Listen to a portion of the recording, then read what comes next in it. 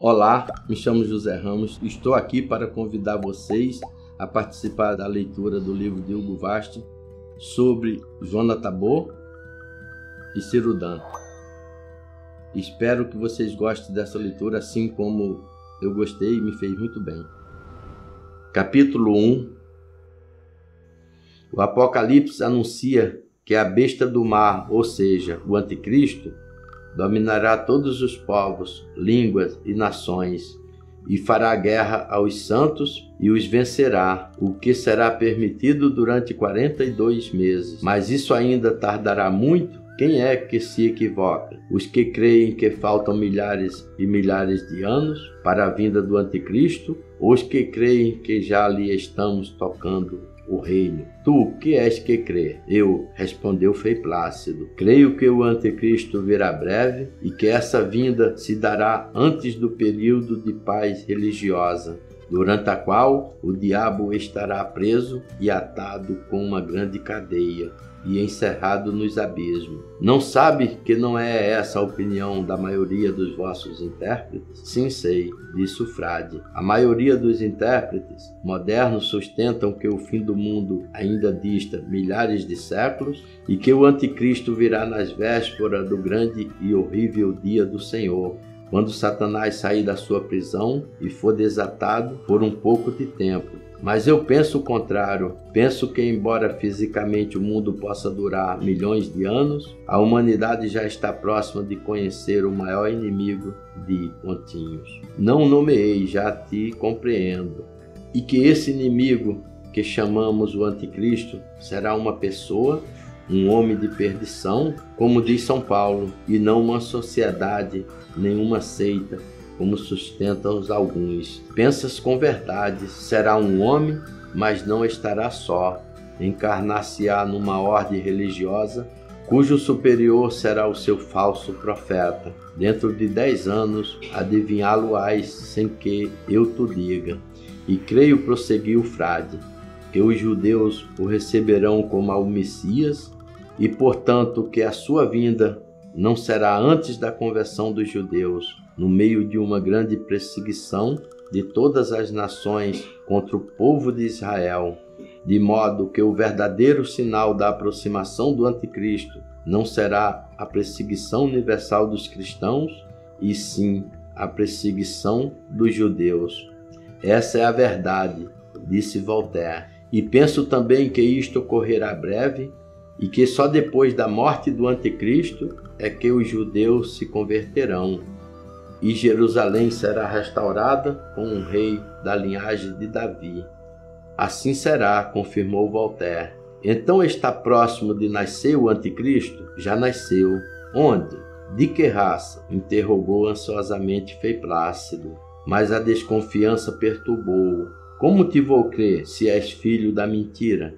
Voltaire respondeu, o Senhor manda-me dizer a verdade. O Anticristo que nasceu em 1966 é da tribo de Dan, e proclamá-lo-ão seu rei não somente os judeus, mas também os muçulmanos. Será grande o seu império? Sim. O número dos seus jinetes será de 200 milhões, segundo o cômputo do Apocalipse. E a sua capital qual será? A cidade do seu nascimento, a maior e mais gloriosa e mais santa cidade do mundo. Jerusalém, então?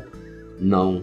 Roma. Roma, berço e capital do Anticristo, exclamou estupefato o frade. Por que então os intérpretes dizem que ele nascerá em Babilônia? Roma é Babilônia. Torna a ler o final da primeira epístola de São Pedro Apóstolo e acharás a explicação. Tudo está nas Escrituras, tudo está profetizado. Sim, disse o frade. O profeta Amós disse, o Senhor não fará nada que não haja revelado aos seus servos, os profetas. Mas os intérpretes discutem sobre o sentido das profecias. Centenas de anos eles passaram discutindo o que simbolizam as 7 cabeças da besta do mar, que tem diademas. Explica-me isso. Está no Apocalipse, e o são 7 reis que o foram material ou moralmente pela influência que exerceram entre os homens. 5 deles já passaram: Nero, Maomé, Lutero, o 4º fui eu e o 5º é Lenine. E os que ainda não passaram? O 6º é o imperador do Santo Império Romano-Germânico, mas nem esse império, nem esse imperador existe. Há um império romano sobre o qual manda Carlos Alberto, e há um império germânico que tem por soberano Adolfo Henrique. Dentro de 10 anos eles não formarão mais que um. Impressionante é que Francisco é romano e Bento XVI é germânico, né? É interessante, é porque não dá tempo de explicar melhor. Respondeu Voltaire: Berlim e Roma. Bento XVI em Berlim e Francisco em Roma. Serão cidade de um só império sob o sucessor de Adolfo Henrique, que preparará o advento do 7º rei, que será rei de Roma, o 11º chifre do dragão, o anticristo. Tornarei a visitar-te dentro de 10 anos e dentro de 20. E estarei vivo ainda? Pensa em que nasci no primeiro dia do século XX. Tu que agora vives sob o pastor Angélico, verás passar como onda de um rio os últimos papas. Gregório XVII, se a profecia de São Malaquias. Paulo VI, Clemente XV, concorrerás ao conclave que elegerá Leão XVI. Judeus, filho de Jerusalém, convertido a um infame, e sob cujo reinado se converterão os judeus. E verás florescer o Lapacho e o último Papa, Petro Romano. Frei Plácido escutava e tremia. Serei cardeal porventura? Não precisará sê-lo. Reinará em Roma a 6ª cabeça, que fará morrer um Papa, e terás conhecido a besta da terra, o falso profeta do anticristo. E virá a hora da 7ª cabeça, que será uma mulher, e do 11º chifre, o rei dos romanos, o próprio anticristo. E a ordem gregoriana existirá então? Dentro de 10 anos responder-te-ei. Por enquanto, basta-te saber que da tua ordem sairá um astro resplandecente, cujo está no Apocalipse. Poderia descobri-lo? Absinto, murmurou Frei Plácido, sopro de voz. Pensei que não fosse capaz de nomeá-lo. Por que teria o superior dos gregorianos dito esse nome, que no Apocalipse significa uma estrela caída? Em que teria pensado? Em ninguém. Deus era testemunha de que ele não pensou em ninguém. Para aturdir a sua inquietação, pôs-se a repetir o texto do Apocalipse. E o 3º anjo tocou a trombeta e caiu do céu uma grande estrela, ardendo como um facho.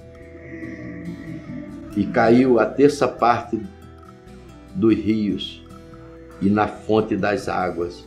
E o nome da estrela é Absinto.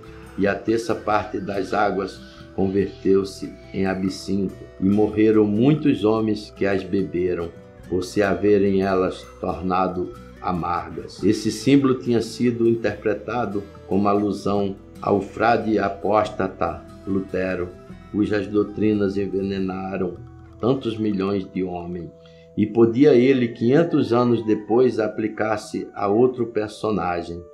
Frei Plácido quis pedir esclarecimento, mas Voltaire desapareceu. A porta da cela estava fechada. Pelos vidros das cerradas janelas chegavam torrentes de lua. Frei Plácido abriu de par em par a porta e a janela, porque o fedido do aposento era insuportável. Que sonho estranho, disse consigo, pegando um isopor e aspergindo com água benta o solo e as paredes. Era noite de plenúlio, tudo aparecia envolto num cendal de prata. Não havia precisão de acender a luz. Apoiou os cotovelos no parapeito e respirou a plenos pulmões o ar súbito e por isso contou 2, 3, 5 luzes entre os matagais, viu os ramos hirtos do lapacho, sentiu sono, recolheu-se, mas ao encaminhar-se para o estrado, o pé tropeçou-lhe no obstáculo, agachou-se, era uma massa de bronze fundido, o catiçal. Exclamou com espanto, benzeu-se, deitou-se de novo e dormiu imediatamente. Já nas campinas distantes cantavam os galos, pressentindo a alvorada. Fim desse capítulo longo, e eu tive o prazer de fazer ele com toda a força da minha alma. Desejo que tenha muitas coisas a explicar, mas talvez dê para ter feito um bom entendimento. E se vocês gostarem, gostaria de ajudar esse canal a crescer um pouquinho. E se vocês puderem se inscrever nele para fortalecer o canal e comentar, fazer seu comentário. Se precisar de algum comentário, eu responderei com todo prazer. E será uma honra partilhar essa história que me comove a todas as vezes que eu acabo de fazê-lo. E desejo a vocês um bom entendimento. Fique com Deus. Salve Maria Santíssima.